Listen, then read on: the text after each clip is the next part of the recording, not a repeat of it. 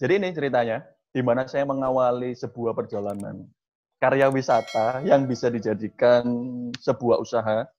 Jadi inspirasinya sebenarnya dari sini. Dan itu bukan gini. Sebenarnya saya dengan Jokopi adalah bukan kesatuan. Tapi kita di sini adalah tim, di mana Jokopi sekarang yang dulunya adalah jualan kopi, sekarang udah membentuk sebuah legalitas. Nah, legalitasnya ini yang bisa saya manfaatkan dan bisa saya bundling di dalamnya. Nah, tapi karena saya suka kopi juga, makanya saya menggambarkan ini. Karena di tema kita adalah bisnis kopi, jadi ini awal mula kopi yang pernah saya icipi dan termahal, yaitu di Wairebo, di Flores. Karena saya ada job di mana ada usaha wisata, jadi di sini adalah kopi yang menurut saya bikin saya inspirasi dan sangat meaningful lah ya. Jadi di sini awal mula saya mengembangkan ide usaha kopi. Dari pertama saya jalan-jalan, lalu kemudian ada passion di sini juga. Ternyata emang kopi itu sangat menarik untuk kita buat sebuah usaha. Tapi yang di sini, kopi ini bisa dibilang harga yang paling mahal pernah saya minum kopi. Range harganya sekitar 7 juta untuk kalian bisa menikmati kopi dan pemandangan yang luar biasa ini. Jadi ini awal mula di mana saya terbentuknya bisa membuat saya berinisiatif untuk ke bisnis kopi juga sebenarnya dari usaha saya yang jalan-jalan itu, dari wisata. Sampai sini dengar Mbak Ratna dan kawan-kawan? Dengar. Oke. Lalu sebenarnya di satu sisi saya akan menceritakan dulu siapa saya dan track record saya, mungkin bisa dibuat referensi juga. Sebelum saya mempunyai banyak usaha yang sekiranya F&B, berkaitan dengan F&B,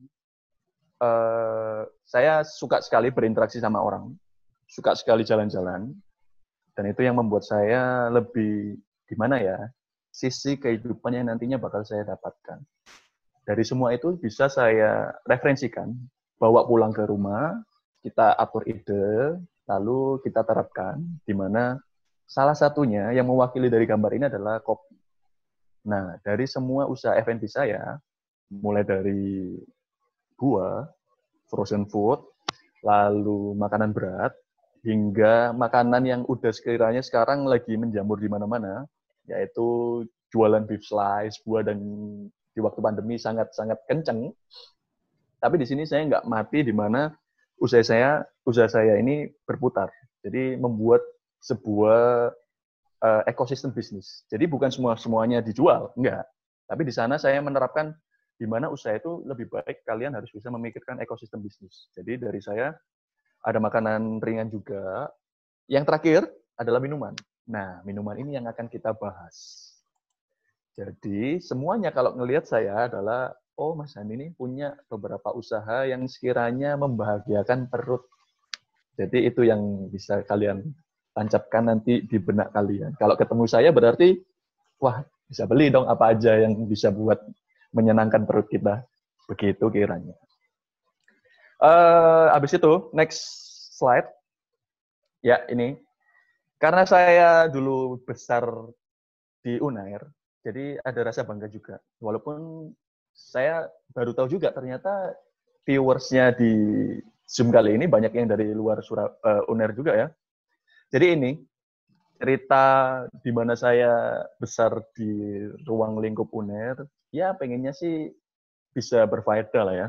Walaupun saya sekarang udah lulus, kuliah lagi, dan hampir lulus, jadi masih ada kaitannya. Sampai detik ini pun ada pihak Unair yang membuat saya itu bangga juga karena diundang sebagai pembicara.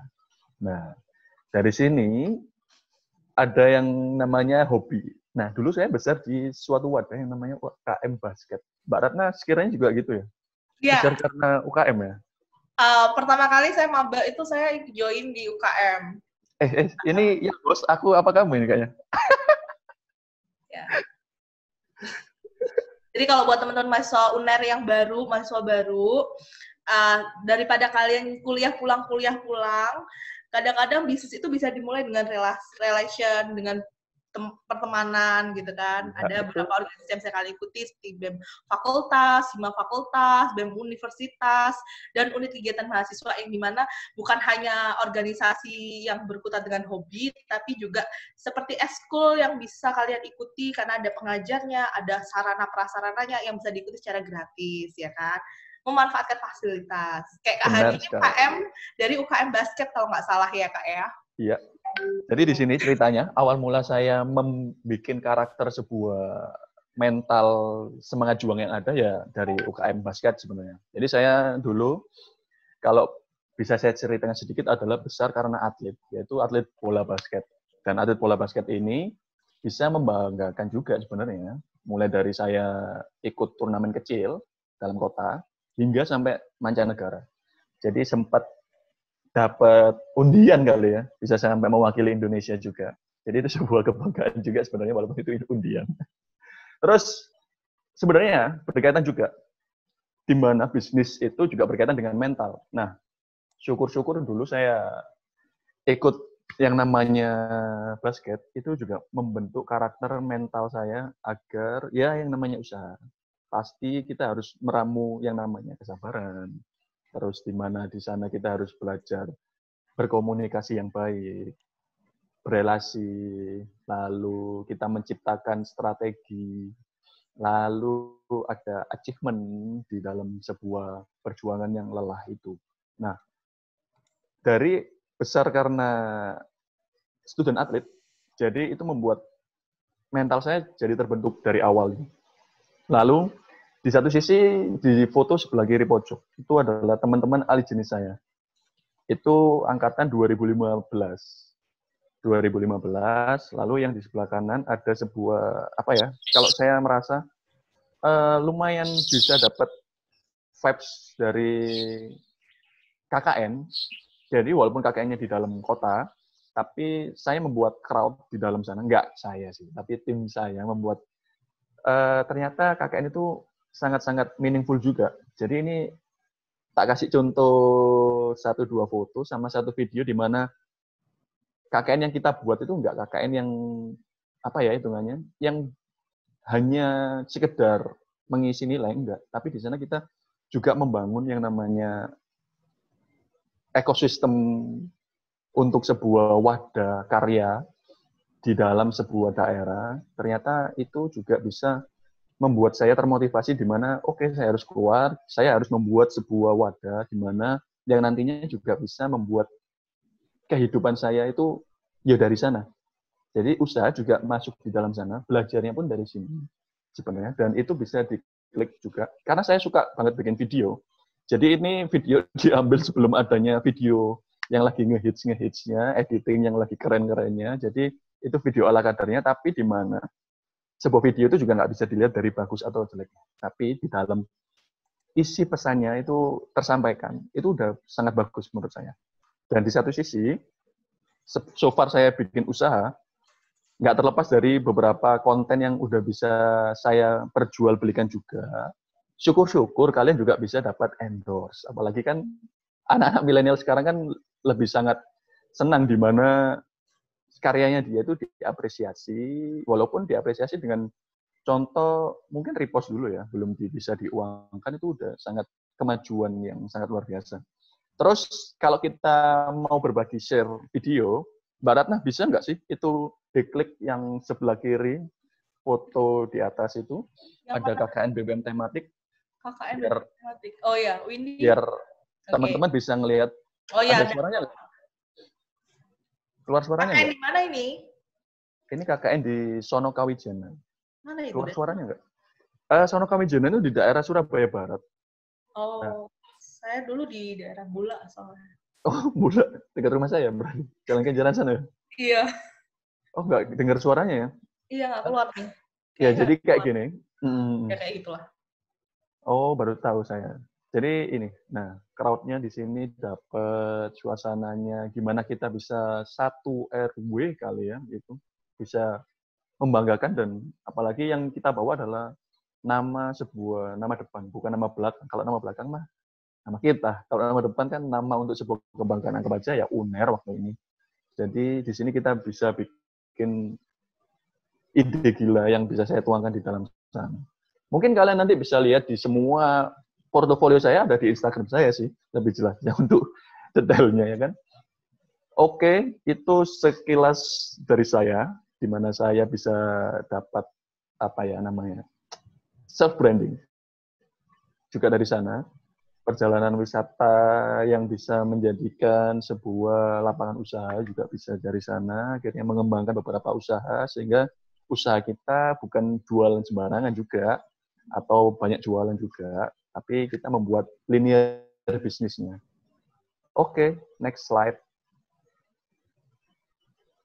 Nah, ini yang mau kita bahas. Di sini ada Jokopi. Mungkin kalian udah nggak asing ya dengan nama Jokopi, tapi aku juga nggak tahu.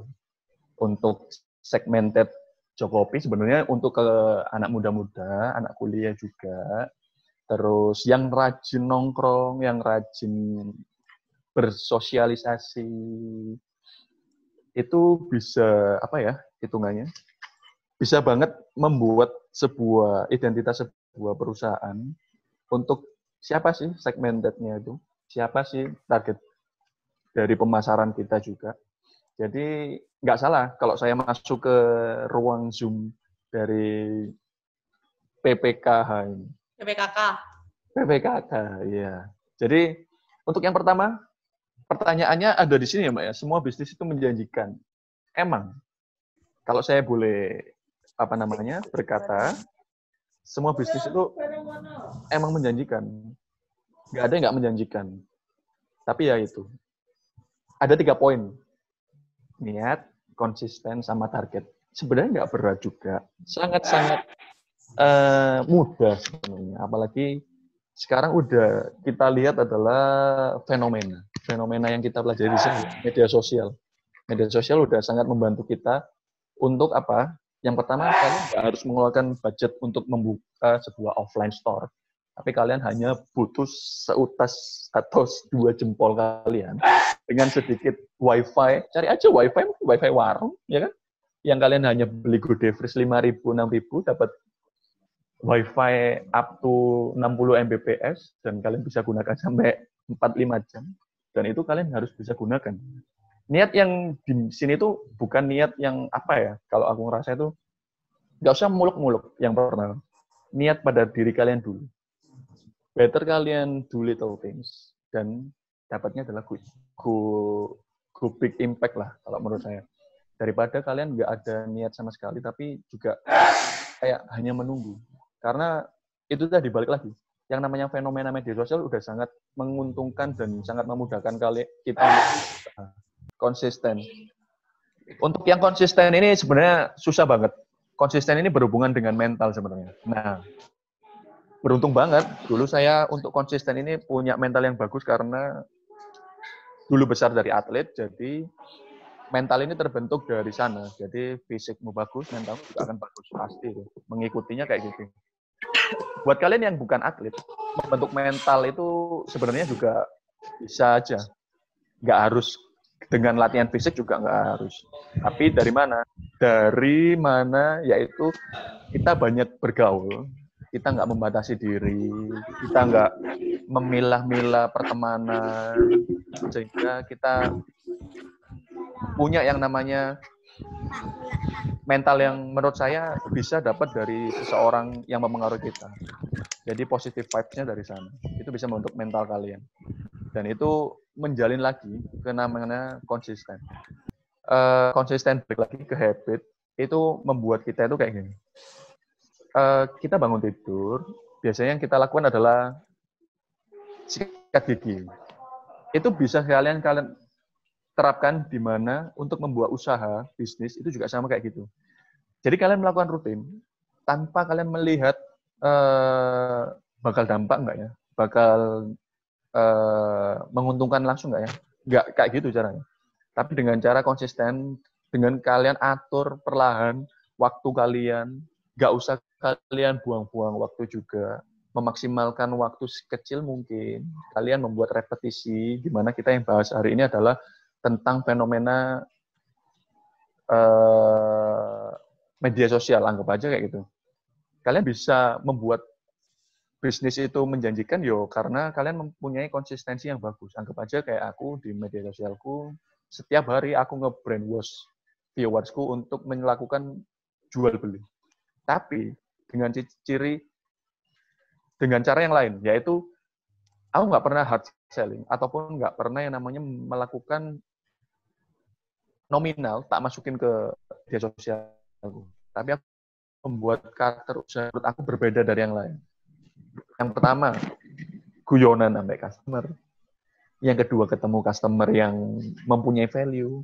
Yang mempunyai value itu bisa dibilang dia punya usaha, cantik, ganteng, ataupun menarik. Hitungannya kayak gitu. Itu yang aku buat setiap harinya, di mana akhirnya melakukan sebuah karakter dari dirimu juga. Akhirnya konsistensi ini mempengaruhi semua linear dari bisnismu juga. Jadi kalau misalnya kalian take down sehari untuk kalian nggak update, ataupun kalian nggak membuat gimmick di mana updatean kalian ini juga nggak harus yang namanya, ini saya jual alpukat nih, harganya 23.000. Nggak perlu. Sekarang mainnya adalah di gimmick aja. Konsisten kita di dalam media sosial juga kayak gitu. Jadi sekali kita update alpukat, next day kita update yang namanya buah apel, tapi buahnya itu nggak kalian tunjukin, tapi kalian kayak mainin. Itu juga sebuah konten yang menurut saya bisa dijadikan konsisten juga. Karena viewers kalian juga nggak bakal terbebani karena gerakannya itu aja, monoton. Kayaknya fotonya itu sama aja, videonya sama aja. Nah, konsisten ini yang bisa kalian ambil dari sana. Walaupun kalian belajarnya bukan dari basically atlet kayak aku. Jadi kalian harus melakukan sebuah kebiasaan yang menurut aku teratur dan tiap hari yang harus kalian berikan ataupun dari diri kalian sendiri ya. Lalu bisa dibagi ke orang-orang yang hitungannya ya teman kalian. Karena fenomena yang lebih saya bahas adalah di sini media sosial. Jadi menguntungkan banget untuk fenomena kali ini kita bahas media sosial. Jadi itu bisa dibuat acuan. Lalu target yang terakhir. Sebenarnya nggak banyak ya kan membuat sebuah bisnis itu menjanjikan atau enggak, atau coffee shop itu menjanjikan atau enggak. Balik lagi kita berbicara tentang general aja dulu. Untuk target di sini sebagaimana gini. Karena saya suka, balik lagi, karena saya suka jalan-jalan, karena saya suka bertemu orang. Nggak mungkin dong, kayak saya nggak punya dapat pelajaran kecil aja dari setiap pertemuan. Nah, setiap pertemuan itu bisa kita olah di mana kita menyusun yang namanya skema. Skema ini juga nggak harus kalian itu dapatkan secara langsung. Tapi kalian harus bisa memanage skema ini, di mana skema ini bisa menguntungkan kalian untuk jangka pendek, jangka menengah, dan jangka panjang. Setiap harinya, kalian harus memberikan disiplin waktu dan akhirnya timbullah sebuah target yang bakal kalian miliki. Jadi seperti itu. Target ini nggak usah muluk-muluk, tapi berawal dari diri kalian sendiri aja dulu. Merubah mindset, merubah cara pandang kalian dari yang malas menjadi yang aktif, dari yang mager sekarang aku jadi ingin keluar ataupun mencoba mencari inspirasi yang lain. Itu bisa dimulai dari diri kalian semua. Jadi semua bisnis itu menjanjikan, nggak ada yang nggak. Balik lagi, semua itu balik ke mental kalian. Untuk masalah bisnis itu menjanjikan yang di sini kita bahas adalah coffee shop. Sebagai hitungannya, kita berbicara tentang Jokowi. Sebagai Jokowi adalah, kalau menurut saya udah jadi pengawal di usaha coffee shop Surabaya. Jadi itu sebuah skema bagus, karena kita udah mencuri start terlebih dahulu, sebelum adanya fenomena kopi semakin menjamur, kita udah menyiapkan yang namanya sebuah bisnis usaha kopi yang menurut mereka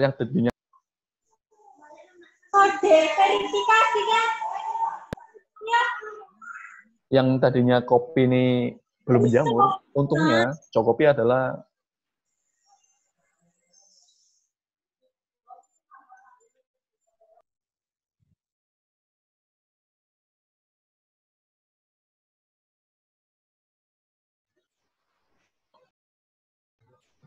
berawal dari sana, dari kopi, kita balik ke ini ya, sekarang ke topik. Semua bisnis itu menjanjikan, kita balik ke apakah bisnis kopi itu menjanjikan? Sebenarnya iya. Peruntungan kita adalah di mana kita adalah sebagai market leader. Yang di mana market leader bukan berarti yang top perform, bukan enggak. Tapi kita bahas yang lebih kecilnya dulu, skemanya. Skema yang pertama adalah di mana kita mendahului sebelum adanya kopi-kopi menjamur, di tahun 2017, kita udah membuat yang namanya bisnis kopi kecil-kecilan, hitungannya. Belum yang namanya udah besar. Mungkin dari sana kita ngomong bahwasanya ini sangat menjanjikan. Setelah kita membikinkan ini emang menjanjikan, kita menerapkan ke ke jenjang selanjutnya. Setelah kalian bikin sebuah usaha, kalian akan merumuskan yang namanya strategi. Kalian akan merumuskan sebuah konsep, visi misi. Itu yang bikin kita itu sangat menjanjikan. Dan sampai sekarang ya saya merasa sustainable. Walaupun dengan adanya fenomena yang menurut orang-orang bakal banyak yang di PHK ataupun banyak usaha yang belum tikar karena 3 bulan pandemi ini. Menurut saya itu hanya mitos belaka. Karena kita dari awal untungnya adalah mencuri start terlebih dahulu. Menjanjikan? Iya, menjanjikan. Karena kita udah nggak perlu yang namanya R&D, Research and Development. Lalu kita nggak perlu trial error lagi. Untungnya kita mempunyai sebuah perusahaan yang namanya CV Jokopi Indonesia. Jadi ini ceritanya itu, kita balik lagi. Saya di sini bukan perannya untuk menjual kopi satuan, tapi di sini adalah perannya gimana caranya membuat sebuah bisnis ini dijadikan ajangnya yang lebih besar lagi. Jadi nggak melalui kopi yang nantinya kita jual, ataupun yang saya jual.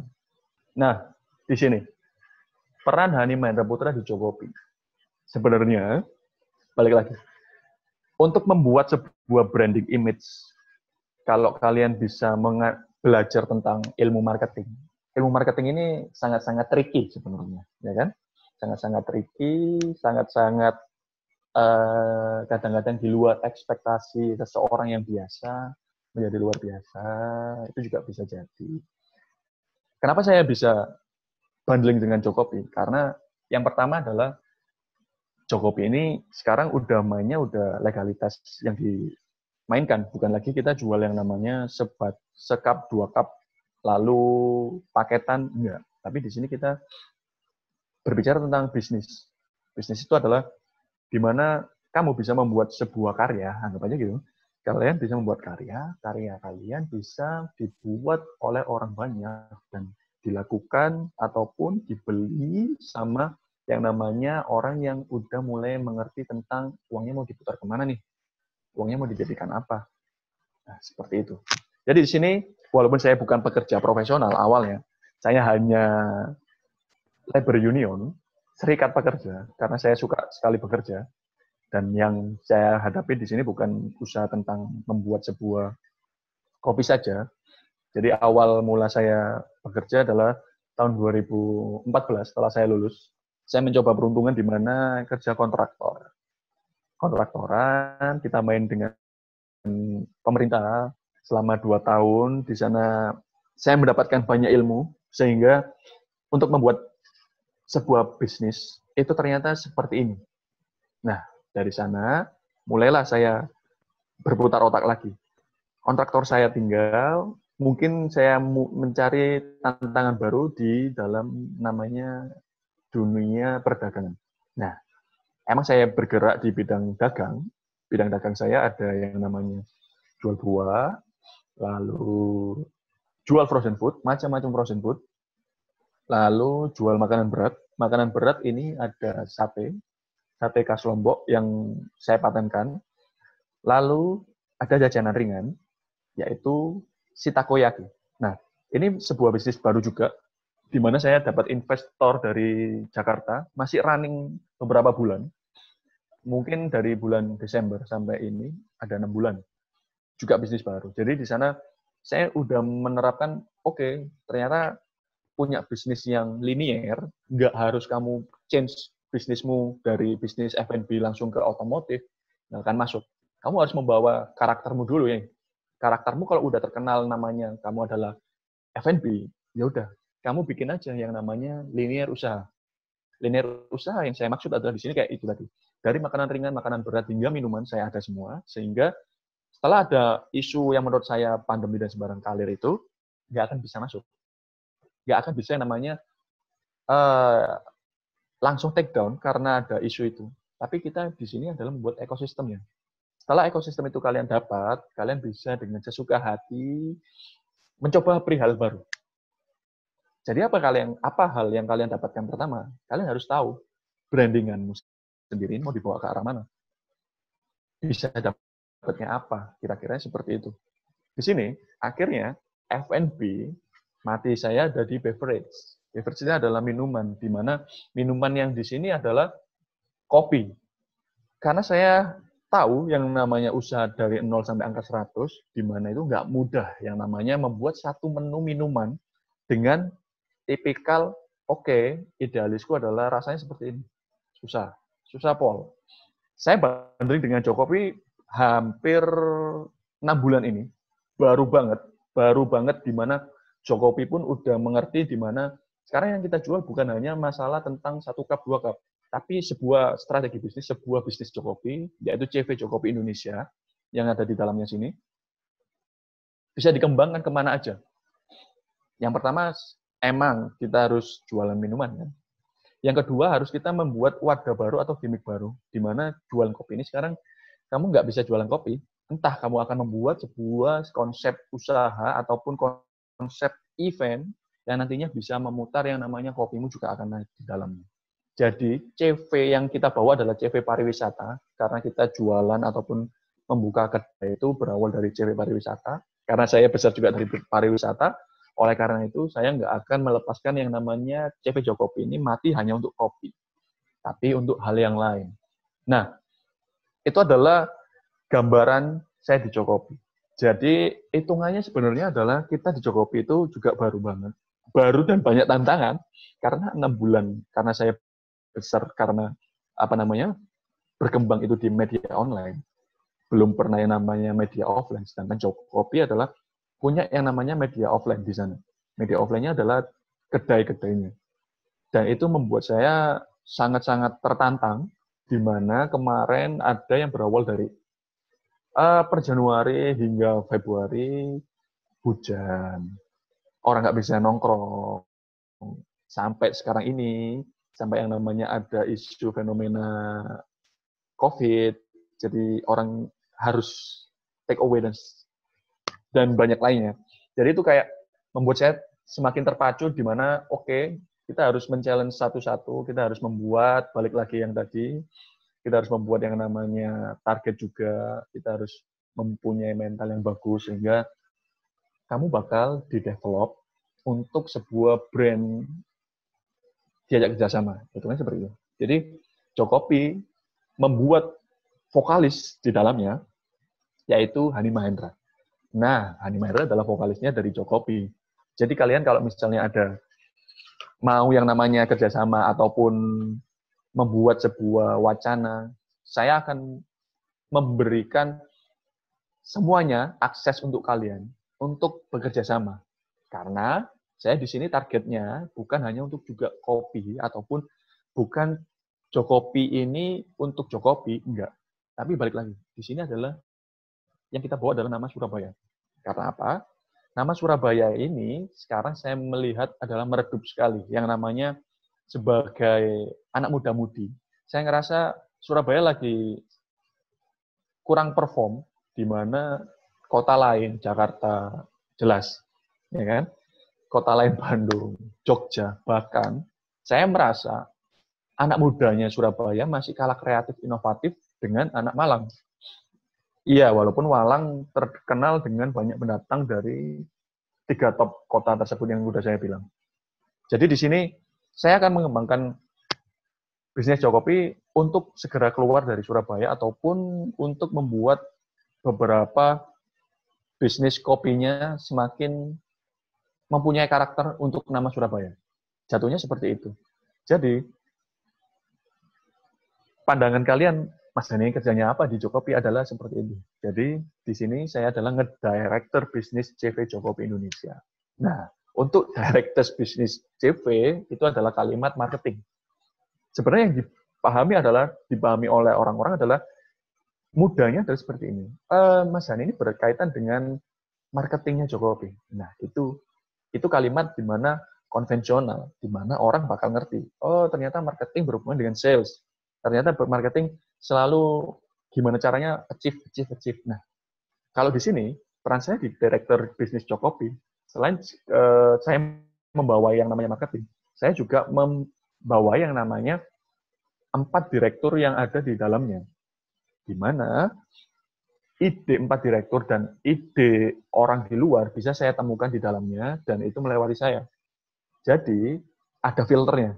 Nah, filter ini yang bisa membuat kita sustainable atau bisa berjangka panjang. Bisnis kopi kita nggak takut yang namanya ada kopi A, kopi B, kopi C, kopi D. Bebas. Karena di sini adalah kita nggak pernah memandang yang namanya itu sebuah musuh bisnis, nggak ada.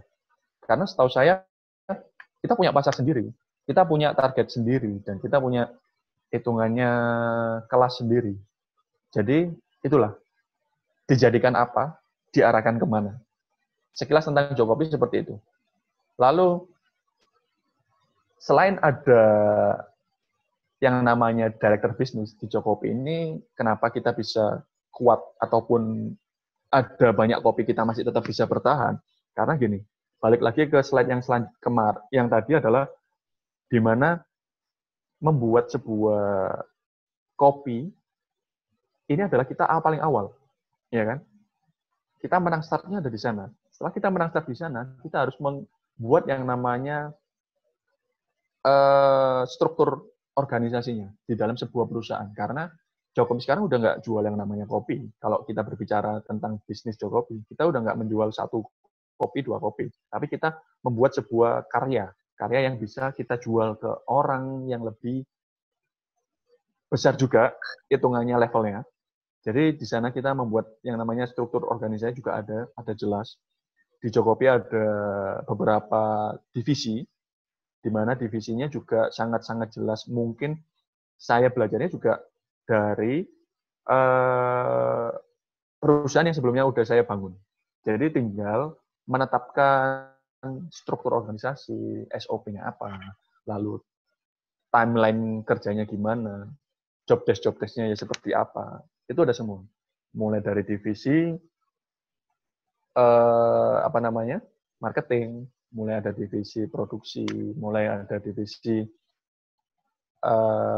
human resource, lalu ada divisi yang namanya general affair atau pengadaan, itu ada semua. Jadi kita membuat sistem yang namanya suatu perusahaan nggak bisa akan kamu mulai tanpa adanya kamu membuat sebuah struktur organisasi di dalamnya. Jadi kenapa kita bisa tetap sustain walaupun ada isu yang jelek-jelek seperti ini, kita masih tetap banyak eksis, yaitu kita sudah berjenjang dari yang namanya amatir ke profesional. Nah, ini.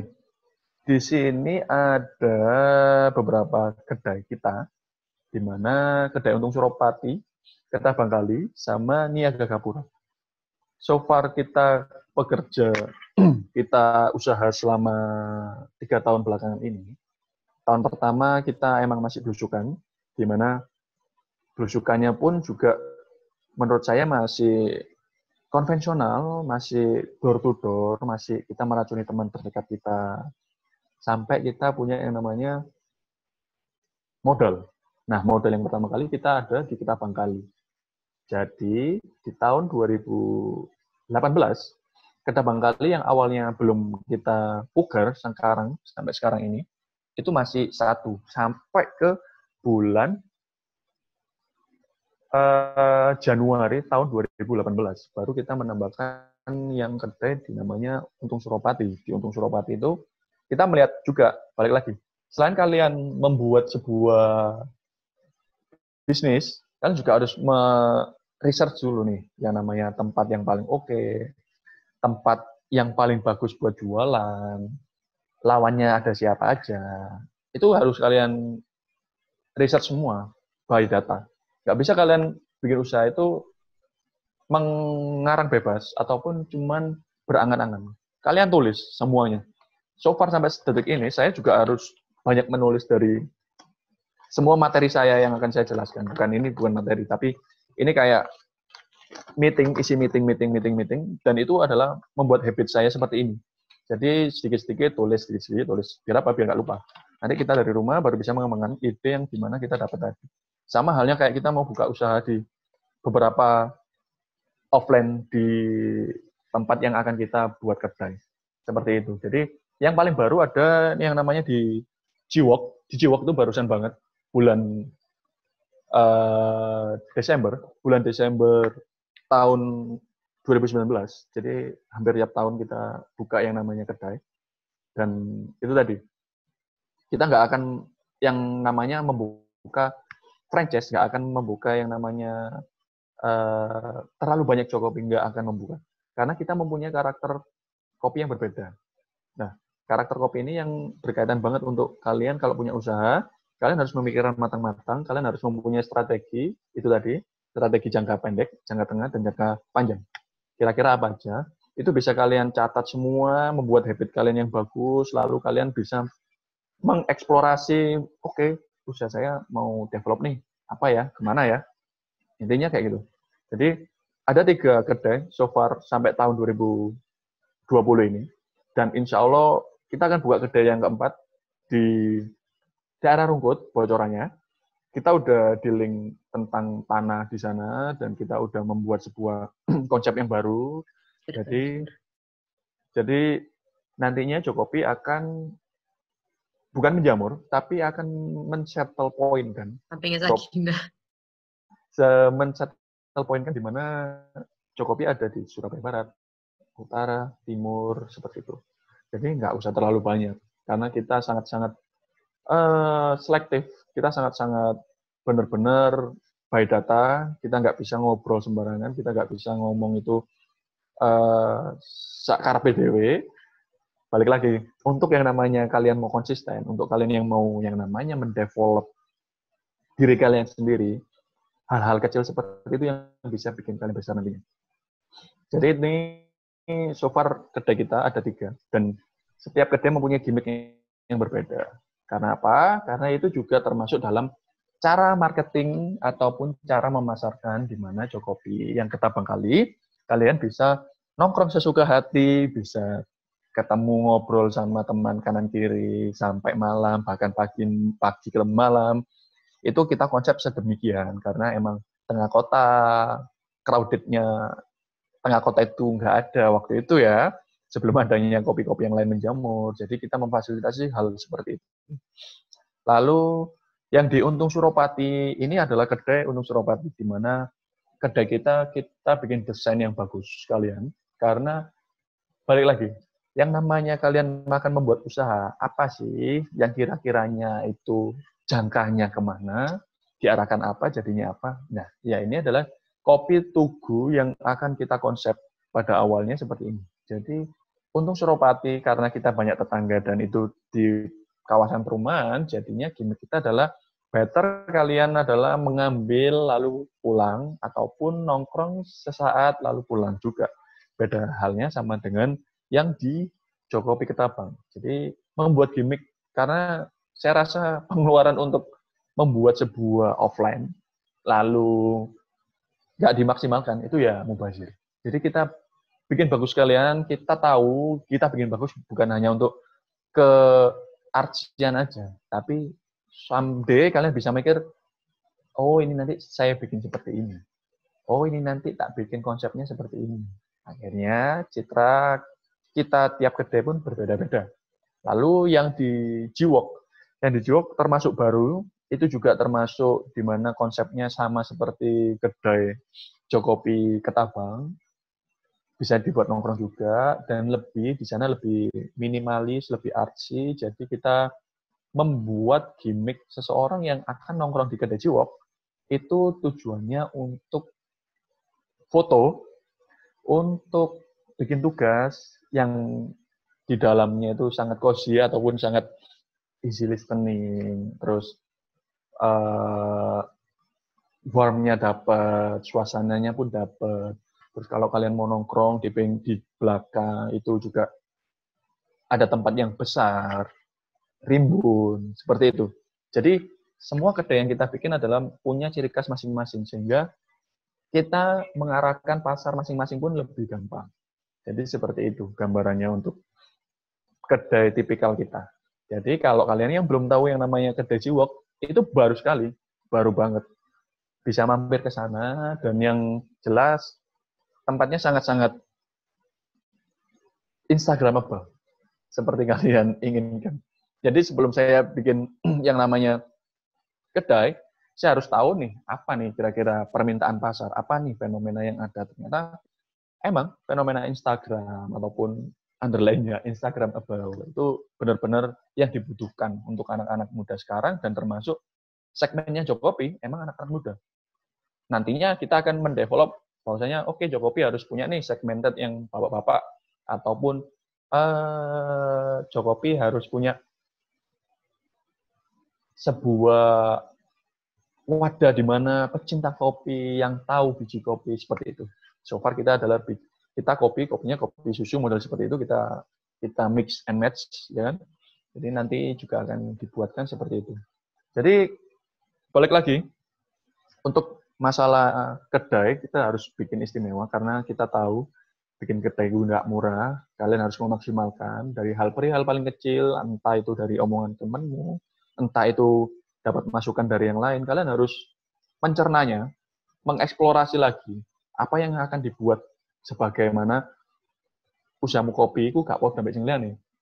Usahamu kopi iki paling bedo, paling gendeng. Isinya kayak gitu. Jadi itu yang bikin kita tetap ulet dalam bisnis kopi di Surabaya harus kita gencarkan terus-menerus. Dan gimana caranya bisnis kopi Surabaya harus bisa menjajah kopi di daerah selain Surabaya. Next day harus bisa seperti itu. So far di sini sekarang saya melihat fenomena kopi, kita terlalu banyak dijajah sama kopi-kopi pendatang. Jadi itu ada sebuah rasa ingin untuk bertarung ataupun untuk mengharumkan nama Surabaya juga di sana juga ada. Balik lagi, yang namanya karakternya Jokowi di sini adalah bercerita dan membudaya. Jadi itu tema yang kita usung nantinya sampai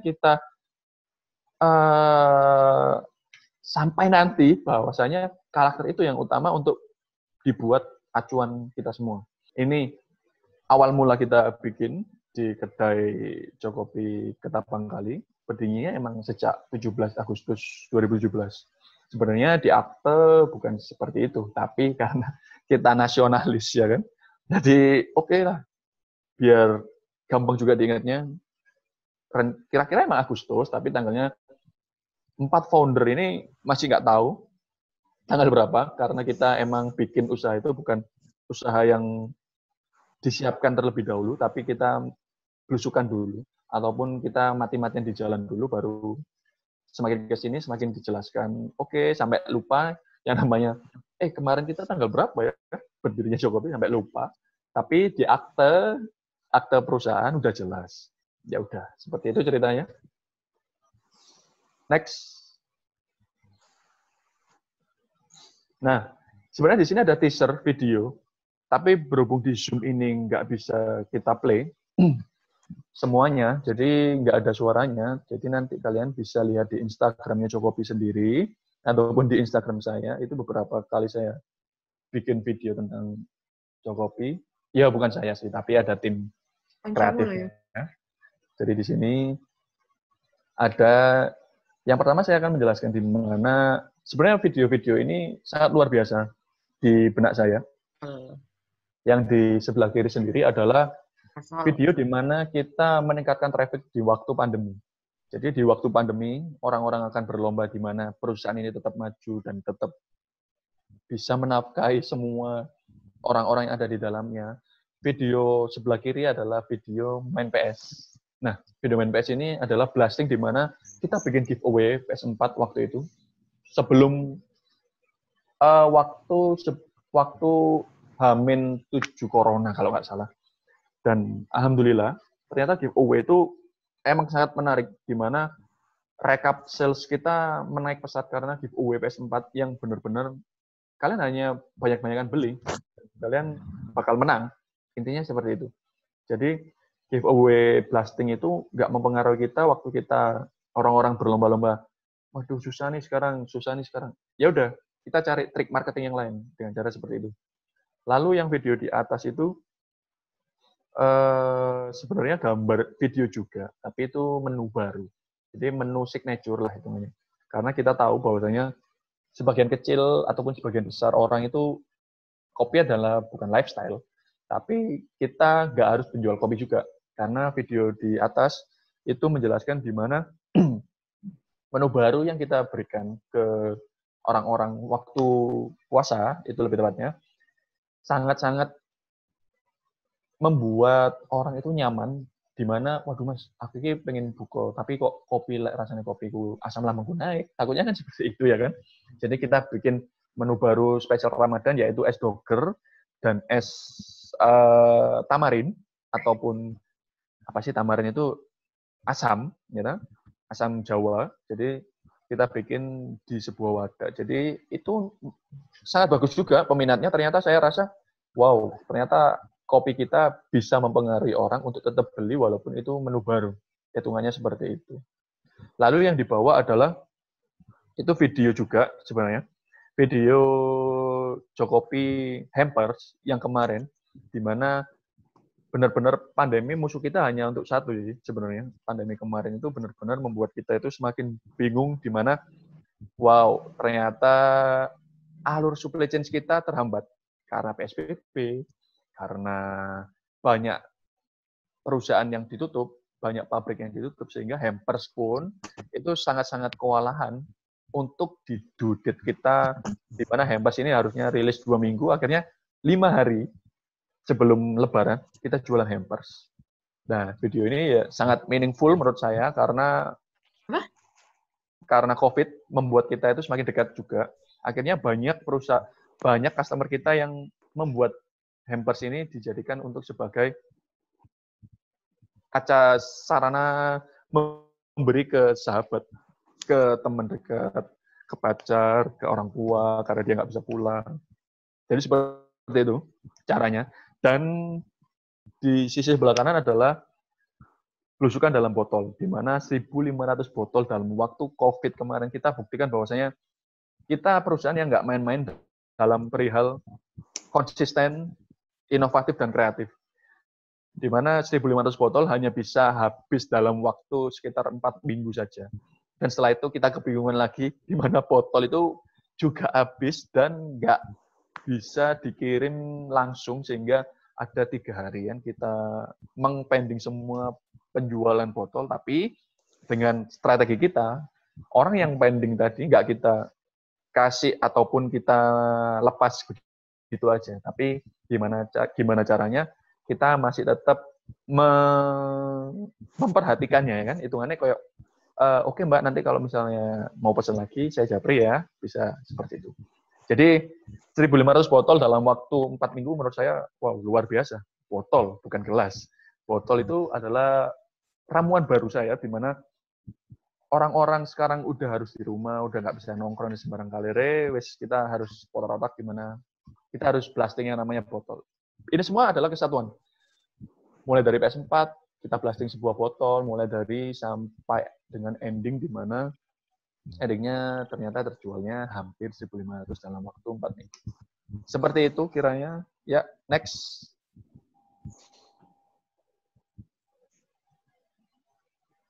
Nah, ini di dalam apa nih? Di dalam pengembangan bisnis. Semua ini udah saya jelaskan tadi. Konsep, data, lalu struktur organisasi dan target. Jadi balik lagi, kalau kalian mau membuat usaha, jangan pernah aji mumpung. Aji mumpung itu boleh, tapi balik lagi, di mana aji mumpung itu harus kalian maksimalkan. Aku yakin semua usaha orang itu nggak ada yang 100% pure karena dia amin untuk usaha ini. Yang ada adalah amin untuk gimana caranya usaha ini tetap berjalan, walaupun aku dapatnya aji mumpung. Nah, di mana kalian udah mulai mengerti tentang, wah ternyata bisa diuangkan nih, kalian harus membuat sebuah konsep. Konsep itu di mana kalian harus ada punya visi misi yang jelas, lalu ada bahasa yang jelas, ada karakter yang jelas juga di sebuah brand kalian.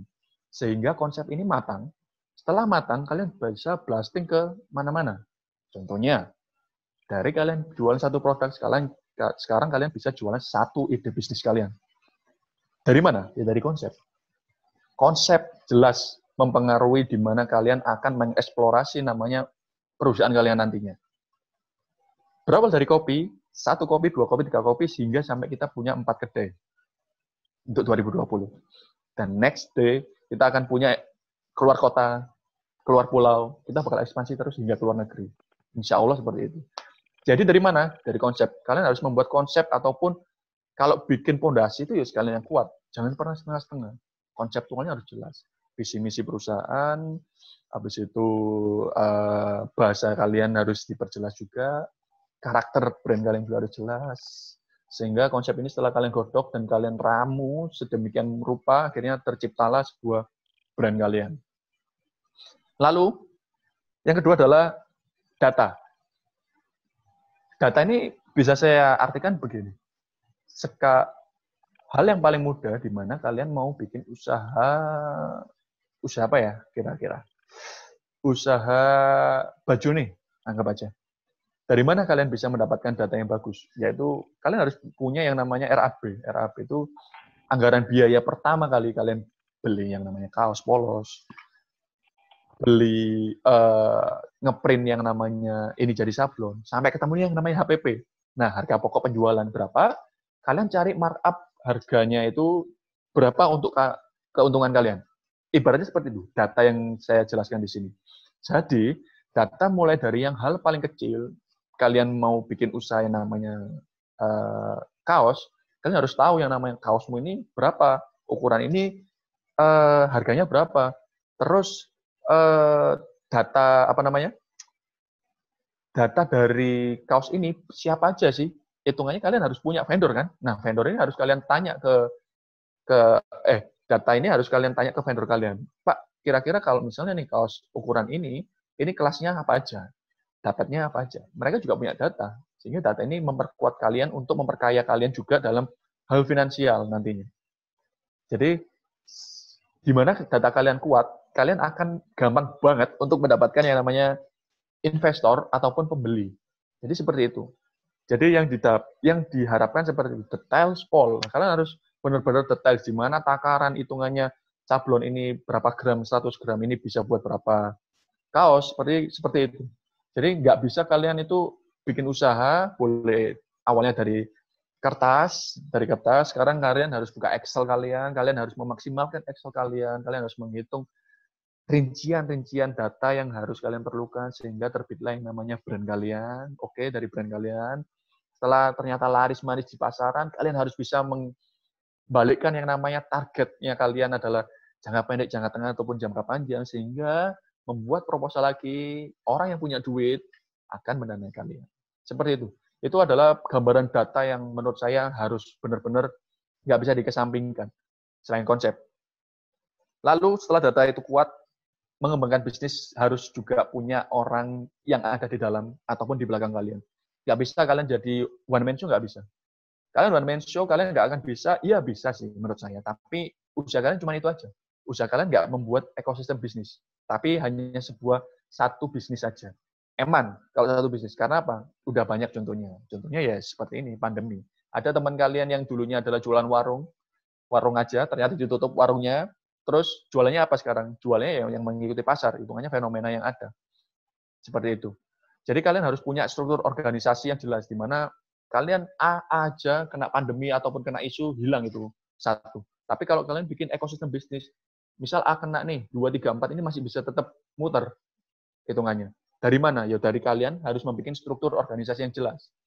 Yang namanya di sini, saya akan menjelaskan yang di Jokopi. Di Jokopi ada 4 direksi. 4 direksi memaksimalkan 4 divisi juga.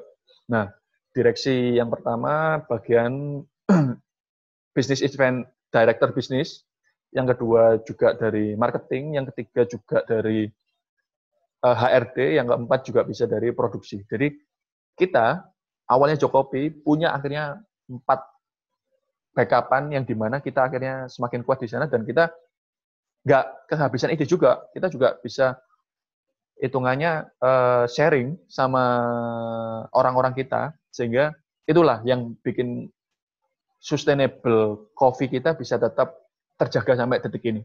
Jadi kita benar-benar punya struktur organisasi yang jelas, dan kita nggak ada yang namanya sistem gotong royong, nggak ada yang namanya sistem tahu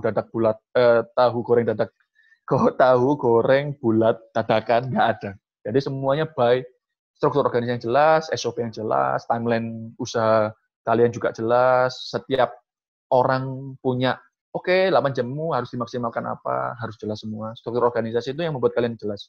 Nantinya kalau kalian membuat sebuah usaha yang hitungannya sustainable. Lalu target, banyak nih target. Kalau target, seperti yang udah-udah yang tadi saya bahas, target sangat penting karena pada dasarnya kalian hidup pun seharusnya punya target setiap hari. Kalian harus punya yang namanya positive vibes setiap hari. Kalian nggak bisa yang namanya satu orang pindah ke sini, nggak ada intisari yang didapat, akhirnya kalian nggak punya target, nggak bisa. Kalian harus punya target masing-masing, dan itu target seperti yang saya bilang, bahwasanya Jokopi pun punya target. So far kita nggak punya target yang namanya franchise, nggak ada. Tapi di mana kita harus membuat karakter kopi kita semakin kuat dengan sistem kita. Hitungannya seperti itu. Target kita, oke, kita tahun ini harus buka 4, udah dapat 4, kita harus ekspansi ke kota lain, dan next step lagi kita harus ke, entah itu ke Eropa mungkin, ke Australia, seperti itu. Jadi, seperti itu, kalian harus punya target dalam mengembangkan semua bisnis kalian. Nggak ada yang namanya bisnis itu stagnan, nggak ada. Jadi, kalian harus tetap 4 dimensi yang mungkin saya buat secara alami, ya toh. Saya nggak pernah membaca teori-teori juga. Tapi ini adalah temuan saya, di mana saya bekerja dari A sampai Z. Ini yang harus dipatenkan. Next. Nah, kemarin ditambahin sama Mbak Ratna, bahwasanya ada masalah, resiko, ataupun yang jadi challenge saya. Ini juga udah sempat saya bahas tadi, di mana masalah fenomena dan kepekaan. Sebenarnya nih, fenomena dan kepekaan adalah masalah yang membuat kita semakin berpikir observasi untuk jadi lebih besar. Jadi gini, kalau kalian punya sebuah usaha, intinya kalau kalian mau berkembang, kalian harus tahu yang namanya fenomena yang sekarang ada. Contoh paling dasar adalah fenomena sekarang adalah media sosial. Jokopi kencang awal untuk memasarkan sebuah produk kita, yaitu dari media sosial. Instagramnya jo.co.pi. Nah, dari sana kita menemukan sebuah sistemasi fenomena media sosial adalah kencang. Ya udah, kita tinggal imbangin aja dengan membuat konten-konten yang bagus. Contoh yang kayak tadi itu. Nah, konten yang bagus itu bisa meracuni orang-orang untuk siapa sih Jokopi ini? Siapa sih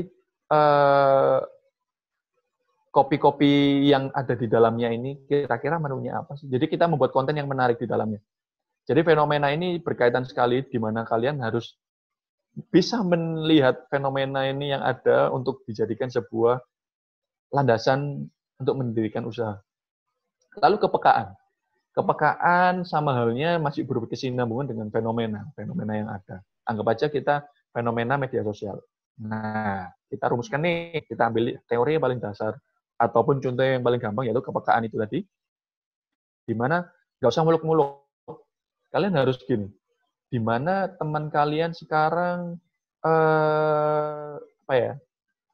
lagi happening yang namanya Korea, anggap aja seperti itu, ya kan? Kita compare nih sama usaha bisnis kita, apa ya yang kira-kira bisa dibuat ke Korea-Koreaan. Saya buka bisnis kopi ini nggak harus jual kopi. Anggap aja kita membuat event, entah itu kalian meet and greet dengan Song Ho Min, ya toh, itu bisa dibuatkan juga. Jadi fenomena kepekaan itu membuat kalian semakin melangkah di depan. Semua resiko usaha ada, pasti ada, jelas. Tapi yang bersahabat dengan resiko ini yang susah. Bersahabat dengan resiko adalah gimana? Aku akan membahasnya seperti ini. Resiko ini nggak akan terjadi jika kalian belum memulai. Awalnya seperti itu. Kalian mendapatkan resiko adalah setelah terjadi yang namanya sebuah masalah. Anggapannya seperti itu. Jadi, resiko yang paling dasar untuk kalian dapatkan, ataupun kalian skemasi buat membuat resiko ini gimana sih caranya untuk bersahabat, yaitu dengan terms condition. Kalian punya partner kerja, kalian punya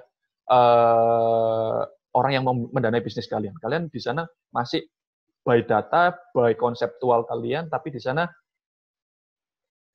takut namanya, mas, duit gede. Aku duitku misalnya udah kehilangan, moro-moro aku di penjara, atau gimana ya kan. Kalian harus buat yang namanya perjanjian di sana. Jangan yang pernah yang muluk-muluk juga. Jangan pernah yang membebankan ke lawan usaha Anda.